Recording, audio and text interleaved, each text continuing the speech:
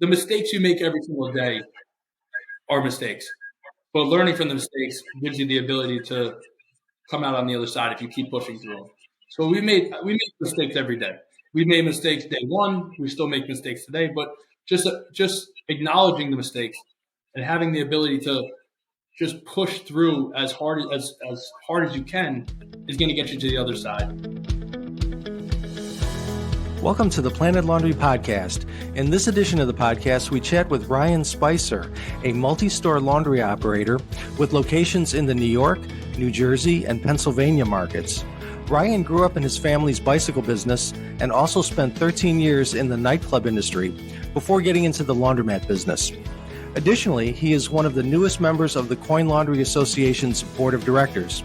Ryan discusses growing up in an entrepreneurial family, what attracted him to the laundry industry, and how to source new locations and successfully scale a laundromat business, as well as sharing his thoughts on the importance of the LaundryCares Foundation.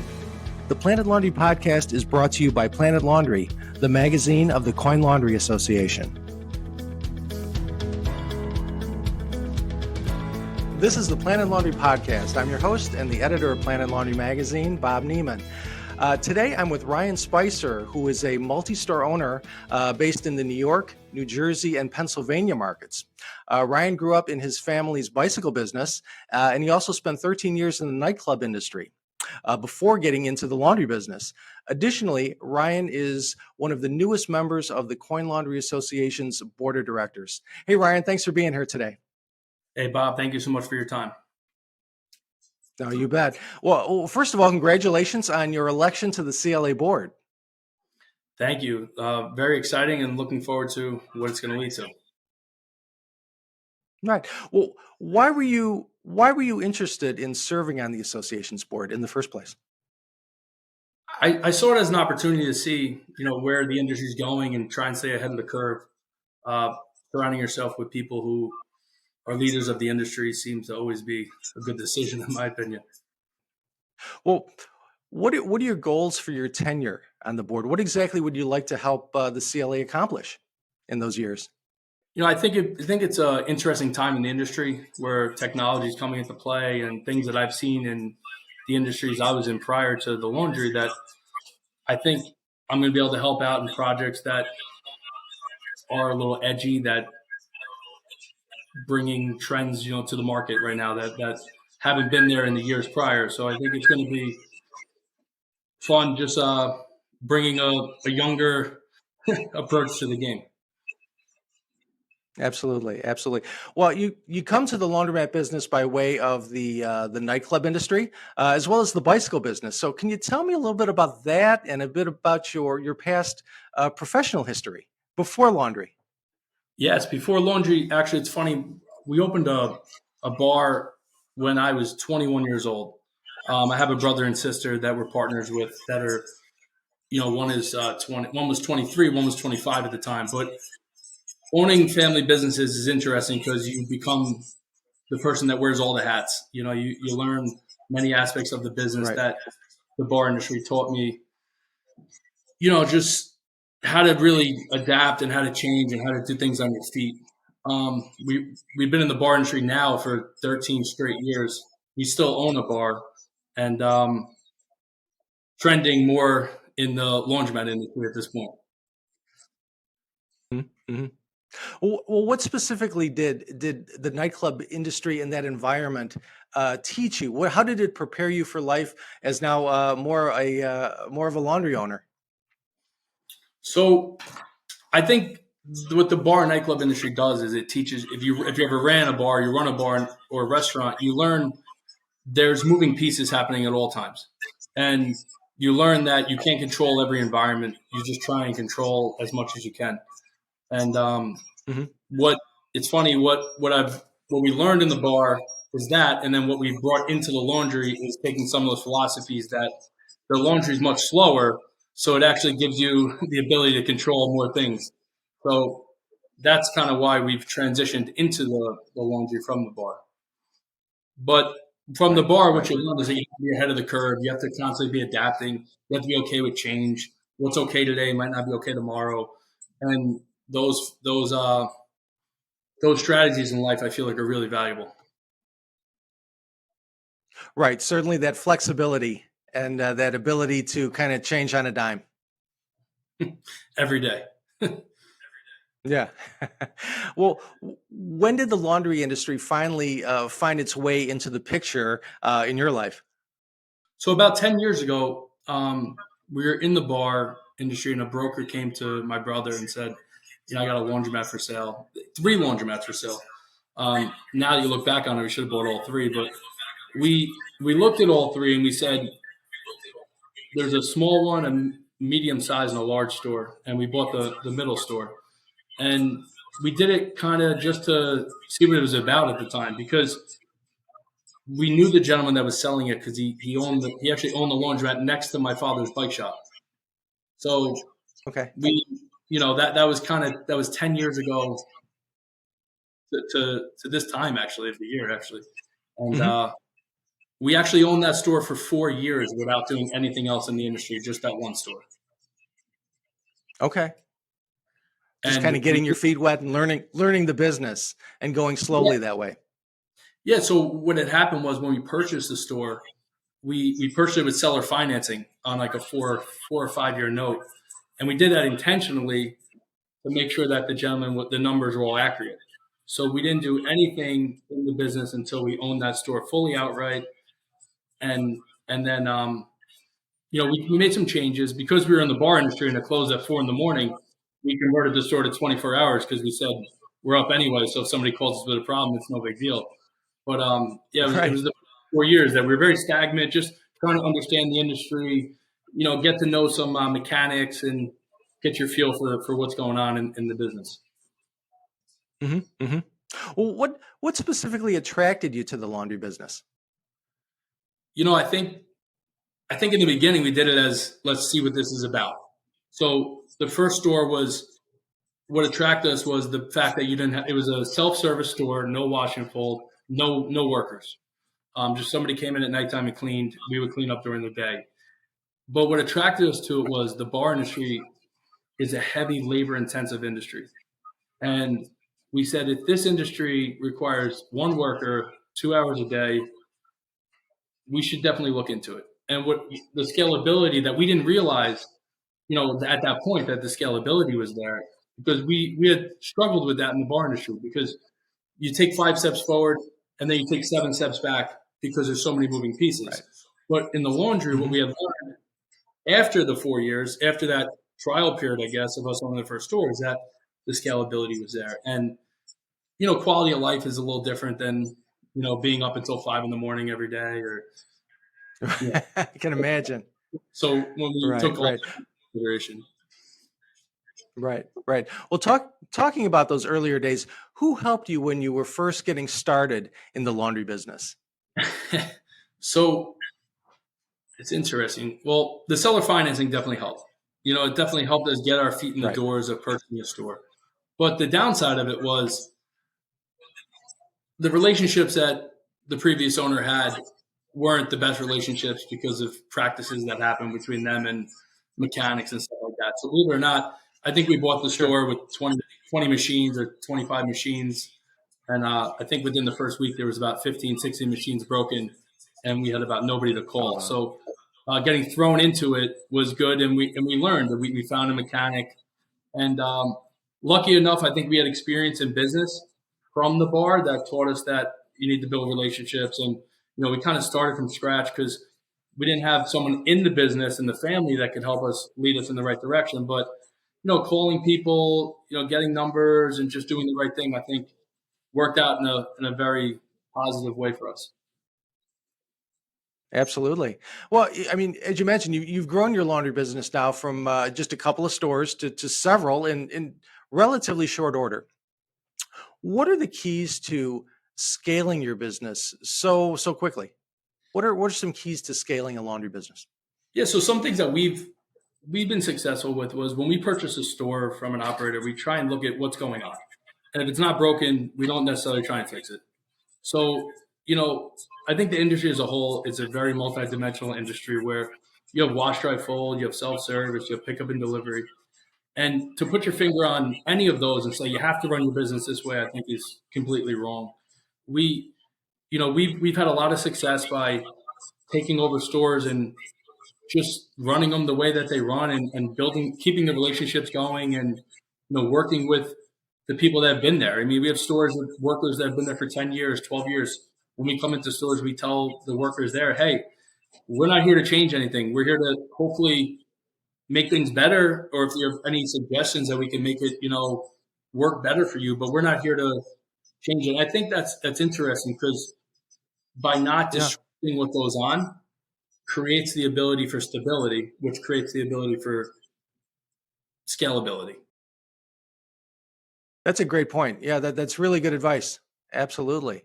Well, hey, for other owners out there who may have one store or two stores and they're looking to grow their number of stores, how do you find deals? How do you find deals?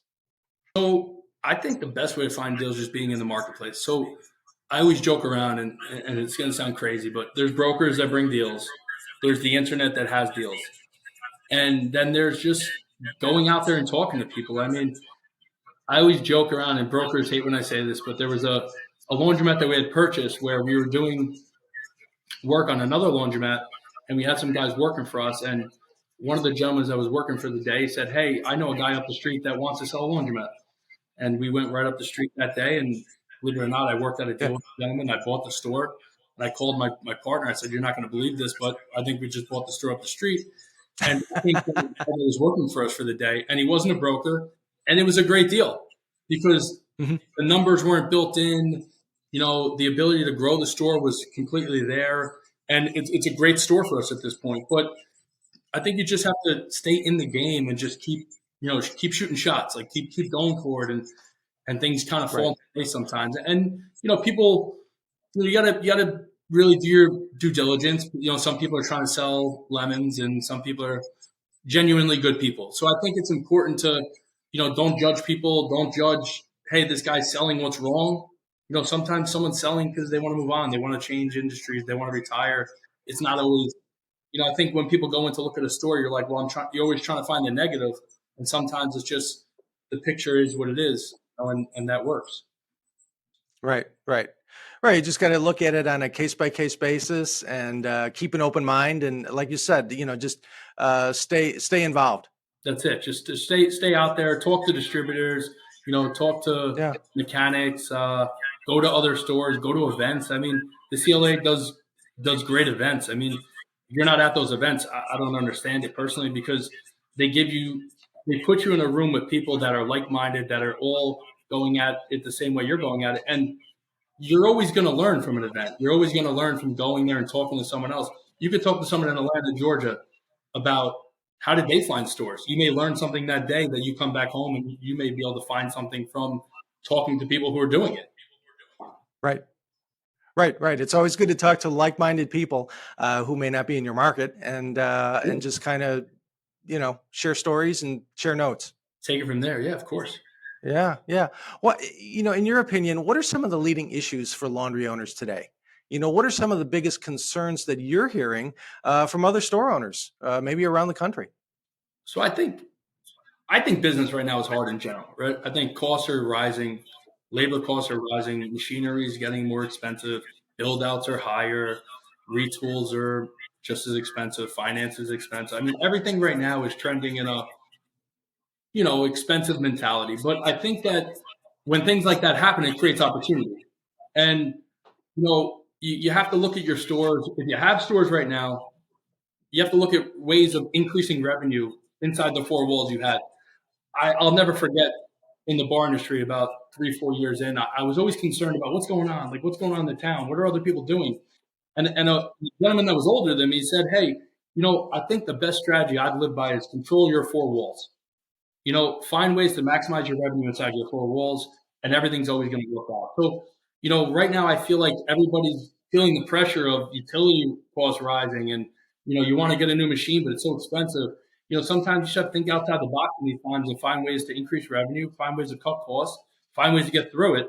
Or if you're going to buy a new machine, you're going to have to retool, do it in a way where don't do the whole store or do the whole store, but just figure out a way that you can benefit financially going into it with a game plan.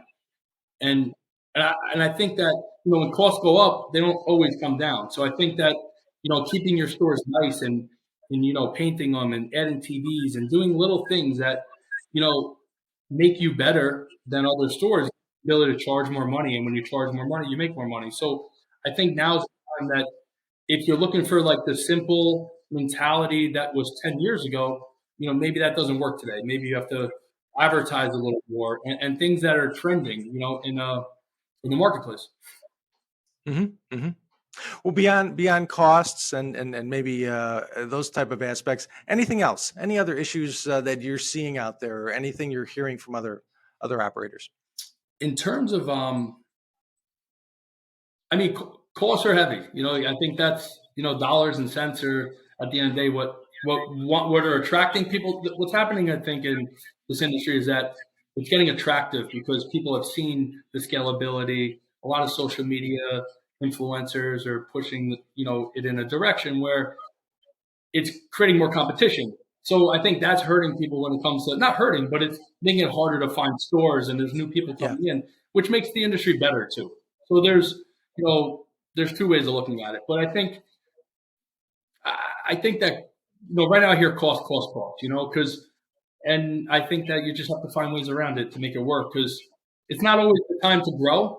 Sometimes it's the time to just sustain or do things as is, or find a way to, keep your NOIs in line and stuff like that. So I think now is the time when costs are high to just find a way to zone in and make sure your stores are doing what you want your stores to do, Right.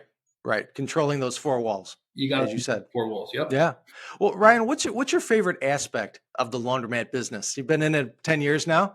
What do you enjoy the most? So I like, it's interesting because laundromats are funny because they're a staple in the community.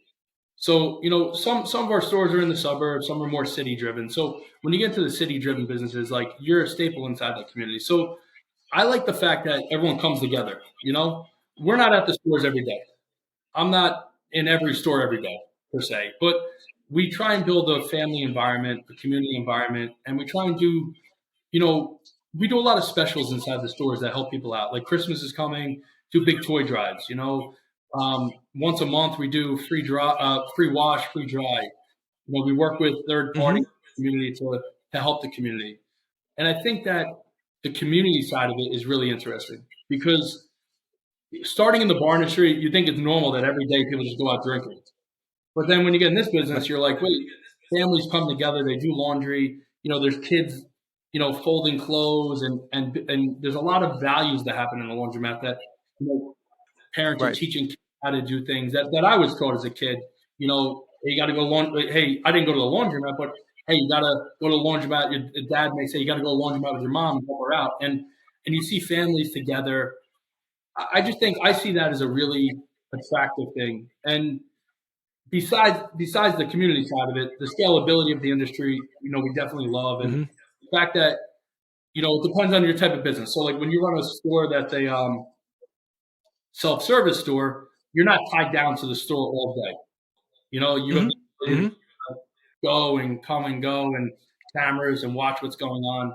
So I kind of like the freedom of that because I didn't have that before we built up the laundromat, to be honest. Right. Well, you mentioned the community aspect of it and the family aspect of it and that whole thing. And I know you've been quite involved with the LaundryCares Foundation. Yes. Can you tell me about that and why that organization is important to you? So LaundryCare is interesting because as an owner of a business, or you never lose track of other people or what's going on in life, but LaundryCares really puts things in perspective where, books and things like I wasn't necessarily the kid that loved school when I grew up per se, but you see that the opportunity that you bring to kids by a library. We put libraries in a lot of stores. You see kids in the corner reading books. They take books. We're bringing books. We're bringing coloring books. And LaundryCares does a really good job at helping these communities that are distressed and, giving chances to people, it's a chip in the seat, right? You never know who the next entrepreneur is going to be, or, these kids and helping them out as families and mothers. And it's really interesting. I mean, it touches your heart. The best way of describing laundry care is if you're in the industry and they're doing an event anywhere you could drive to, whether that's 100 miles, whatever you feel like you could drive to is going to an event. And when you see the impact of the kids and the families that it's helping, the words are undescribable. Right. Right. Absolutely. Perfect. Great stuff.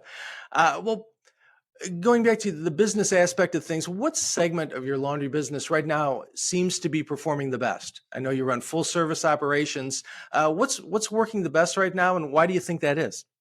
Yeah, so we run we don't run delivery, right? So we run full service and we run wash and fold.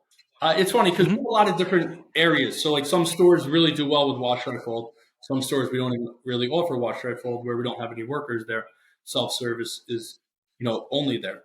Our self-service is strong. And I think we focus in on self-service because we like that business model of people coming in and giving them the ability to do their laundry and keeping a welcoming environment and nice stores. And what we do necessarily isn't what everyone does or what everyone needs to do. But for us, our business model from the beginning was to focus in on self-service. We always looked at it as if we focus in on self-service, at some point, we have the ability, if we want to bring in more wash, dry, fold and or delivery, we have the ability to do it. But we felt like self-service needs to be the core of the business. And it's been a good success for us so far. And when we look at stores, we look for, self-service driven stores. We try and stay away from heavy wash, dry, fold. Not that wash, dry, fold's wrong, not that it's not a good business. It just didn't fit the model you were trying to go for.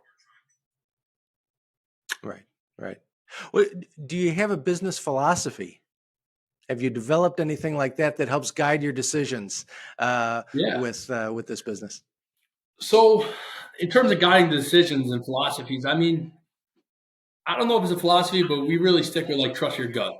I don't know if it's in terms of how we approach deals. I mean, it's been a while, so now we've had brokers that bring us deals that, you can that we don't deal with anymore per se, right? Because it wasn't the right person or people weren't trying to do the right thing. So, in terms of philosophy, when you get involved in the business, just trust your gut. I mean, we have stores where I make some decisions sometimes that you would say, why did you do that? And I talk to my partner, it's my brother. So it's really, we've been going at it together for 14 years. So I think it's easier because I have the ability to just say, hey, I did this. But, we have free dry markets. We have, 20 for 20s randomly just to give back to certain communities and trust your gut. I mean, I go to stores and I see things are, could be better. And then we focus in on, you feel it. Like I'll give you a good example. We had a store that needed new dryers. And I knew it needed new dryers. But every time I go there, I'd see the people look at me like I was a little crazy. So at one point I said to my brother, we got to put new dryers in. And he's like, it's expensive. And I know it's expensive. And I said, let's just do it. And we trusted our gut. We did it. And that store's up, 30, 40% since we've ever done that. And feeling, when you go into a store, boots on the ground is so important because you can actually see what goes on. So we really try and touch our stores and get involved, not too involved where we're overstepping boundaries of workers, but trust, the gut and talking to the customers when you're there. And I think that the more you do that, the better it is. And understanding the environment you're in. I'm going to give one more example. We purchased a store right smack of the pandemic. I mean, it couldn't have been a worse timing to purchase a store potentially because no one knew the world was going to shut down, right? And we did a little special. It was 20 for 20. So you put 20 on your card, you get 20 for free. And it was something to build up, as a brand new store. And it was in such a distressed area that the pandemic really hurt. And we kept that special. That was supposed to be a 30-day special that we kept for 9 months. And the reason for 9 months wasn't financially beneficial to us necessarily, but the area kind of needed it. And if we pulled it at any point, I felt like it would have really hurt the business. And the people appreciate that, So right. In terms of philosophy, I don't know if that covers it, but the customers see you and they know what you do and they know how you react. So the more right you do by the people, the more right by you. Yeah, no, I think that definitely is a philosophy, and I think that's a good one. Absolutely.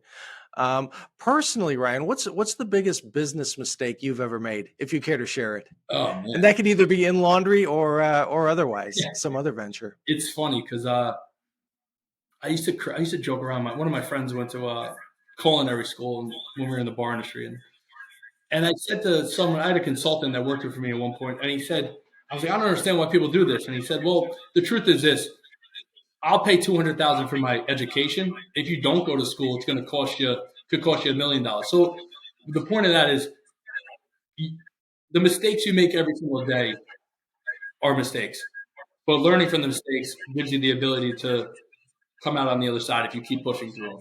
So we make mistakes every day. We made mistakes day one. We still make mistakes today, but just acknowledging the mistakes and having the ability to just push through as hard as you can is going to get you to the other side. We've had, I mean, I'm tons of mistakes over the years, I'm sure, but nothing. Yeah. When you commit to saying you're going to make it, no mistake's going to knock you down. So if you're in this to make your store work, I mean, we've had building inspectors, everything happened to us where people are trying to constantly push back. If you're just willing to just push through, it always works out. Sure. Yeah, that commitment is a powerful thing. And I think, as you say, is, all the mistakes you make, as long as you're learning from them, it's a positive outcome in the end. I think so. Sean, so my partner Sean is my brother, and we both come from the baseball background in school. Sean was an unbelievable athlete. I played baseball as well, and baseball's a great sport because you fail 70% of the time, you could be in the Hall of Fame. People always say that, but when you actually understand it, you're going at something knowing you're gonna fail, but you keep going because if you keep doing it, you're gonna do well. So it's like having a sports mentality. I feel like has really helped us in life, and I give it to my parents. I mean, pushing us when we were younger and constantly being, positive people in our life and letting us fall, like letting us make mistakes and letting us. I'm a parent now, so I see it. It's really hard to see your kid and maybe know that they're going to fall, but the fact that our parents let us get out there and do things, I mean, was really impressive, really, and it really helped us. When we had our first bar, we raised money for the bar. And I'll never forget. We asked my dad, "Hey, you want to put money into the bar?" And he said, "I want to put money in the bar." I said, "Why?" He said, "Because if it doesn't work, I'm going to have to help you guys out." And knowing that he had our back from the beginning, was always an important thing. And then the landlord joked around and said, a large percentage of bar restaurants go out of business. I'll bet you that it doesn't work. And my dad took the bet, and every year he cashed in on the bet against the landlord because he knew that, the kids were going to push, Perfect. I love that. That's great, Dave. That's a great story. Yeah. Where do you turn for business advice? And I guess it probably isn't too far. I mean, you've got a family who's an entrepreneurial family. Yes. But where do you go for business advice? So of course, Sean, my partner, we're back and forth all day. I mean, we must talk like 40 times a day. I mean, nonstop. There's no barrier. There's no time frame. I've called him at 3 a.m. For business advice. And it's almost too much sometimes. I'll never forget. I didn't have kids. Sean had his first kid. We owned the bar, and we were redoing the bar menu, the food menu.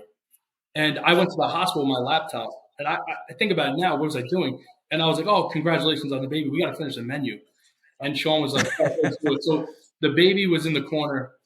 His wife was, in the bed, and we were doing the menu. And long story short, we named the sandwich after the baby. But maybe that's too much. Now I look back and I'm like, what was I doing? But having a core family, and my father, growing up in business, I always joke around. My mother went back to work when I was maybe 5, 6, 7, and I was really with my dad at that point a lot, and I was always at the bike shop and just watching him and decisions he's made and. It grows on you fast. Like kids watch, kids understand what goes on and they hear you talk. And, having that constantly in my life where, my parents always set us up where it was like, hey, you can go buy sneakers, $30. If you want to buy $50 sneaker, you're going to pay for it. And giving us the ability to make decisions is important. And right or wrong, that helps you in business, So, our parents are really there for us, and they helped us in decisions and not making decisions for us, going back to the old school pie charts, good, bad, maybe in the middle, and constantly we still do that. And I'm very lucky that we purchased a store from Dan Marazzo, and really been a major impact in the business for us because Dan's a genuinely really good guy and has helped us. And I could call Dan at any moment and say, hey, I'm in this problem. And he's like, well, I've been there. So here's what I did. So, and it helps you. The more people in the industry, and Dan's led us to more people. And, you just kind of have to talk to people and listen to what they say, and it may not be what you think or what you want to hear sometimes, or maybe you're wrong in the decision. But when you listen to someone else and they give you the truth, you have to be able to keep your ego at the door and make the right decision, and that's something. Right. You're not having an ego and throwing it to the side is really important because, when people give their genuine advice and live experiences of things they've done, you got to listen, Mm-hmm. No, absolutely. Well, that's interesting. What traits do you think it takes to be a successful laundromat owner these days? Lack of ego. I mean, ego could go. Yeah, I mean, ego in anything in life it could go for sure, right? But I think it's a great industry. I think you just need that. You got to want to do it, and you got to just be okay with change and things happen, and you can't dwell on little things. Right. Sometimes you look at the forums online, and people get so focused on one thing, and I don't see it. I think that things are going to happen. Every store is different. The thing about the laundromat industry is that every market is different, and when you're looking at a store or you're in a store, you can't. You can take certain things from other stores and bring it to this store, but they don't always work, and you got to just be able to, in this business, you got to really listen to the customers. You got to really try and understand the customers, you want to go into a really tough area and push wash, dry, fold, you may fall on your face. You want to go into a really nice area and push self-service, you may not make it. So understanding where you're at and being able to be flexible and adapt is the key trait. Of course, you got to work hard. Of course, you got to, there's common things that happen in every business. You got to, it's not a 9-to-5 schedule. You got to be ready 24 hours to make changes and do what you got to do. But you got to really be able to be flexible. I mean, flexibility is key, I think. Right. Well, what are your business goals for 2024? Yeah, I mean, 2024 is going to be fun, I think. We finally have built a business where we have a good team, a great team. And, we have the mechanics, and we have our management in place, and we're going to work on some more management tools necessarily to make each store stronger. But I think growth is going to be key in 2024. And I think that, if we just keep our head down and just keep doing what we're doing and going for it, I think positive things are going to happen. So we're excited for 2024. I feel like it's been a very long run to get to where we're at. I think now is an opportunity time where we're prepared for where we are. For the last 10 years, I don't think we were ever prepared. I think we were just crazy enough to go do it. But now I feel like we have to have a game plan in place where, if something happens, we have the mechanic, and, it takes a while to get to the point where you could build an organization in a way. And, we're trying to really, focus in on that to make it better, to make our stores better and to grow. Right. Well, with that said, what advice can you share with other owners or maybe potential investors today that you wish you maybe you knew when you were getting started? So I think, listen, get involved in the CLA, go to events, go to stores, check them out, do your homework, keep your eyes open and jump in. If you're ready to go. If you're ready to open up a store or buy a store, talk to all the different distributors. You're going to see who you like and who you want to work with. Everybody gets hung up on equipment and, I only want to work with this or only want to work with that. I think having the ability to listen to people, there's a lot of experience in this industry. So there's a lot of open experience. Like, if you're in this industry, the distributors are willing to talk to you. They're willing to explain things to you. They're willing to help you. I think take advantage of that in a positive way. Don't take advantage of people, but see who's got the best to offer and really go for it. But in terms of getting involved in any industry, you got to be involved in the trade shows. You got to be involved in the events that happen locally or nationally. Like, people may say, "Oh, I don't want to fly across the country to go to a trade show."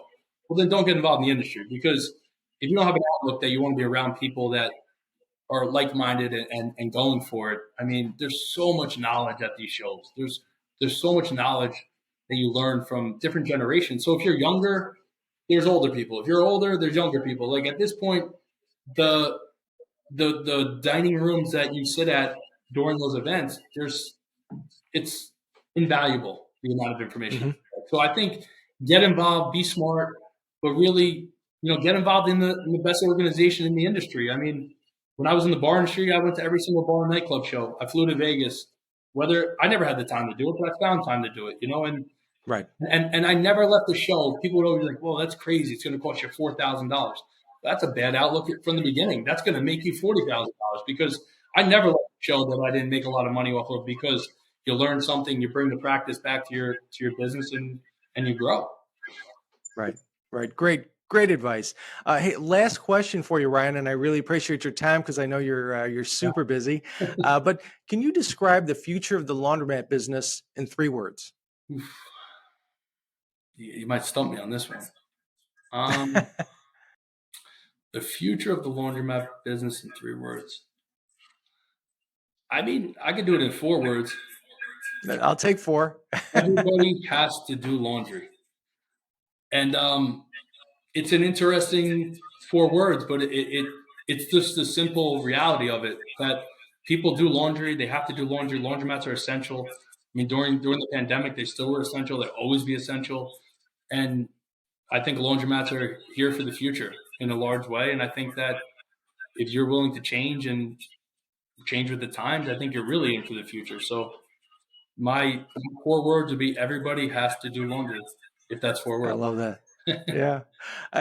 That was everything I had. Is there anything maybe I didn't ask that you would like to get out there, that you would like to share about your journey the last 10 years in the laundromat business?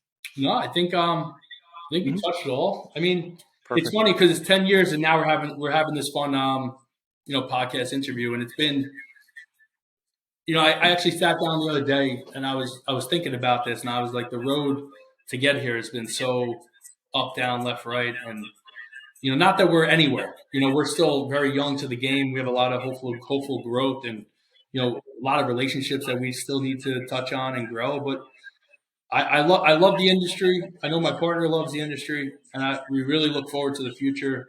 And hopefully, we could really make something special out of it. Absolutely. Hey, Ryan, thank you so much for your time today. I appreciate it. I learned a lot, and best of luck to you in the future. Thanks, Bob. Really appreciate it. Thank you so much. Have a great day. Thank you, too. Thanks for joining us on our podcast today. If you haven't done so already, please be sure to subscribe to Planet Laundry at PlanetLaundry.com. And don't forget to follow us on social media at Facebook, Twitter, LinkedIn, and YouTube.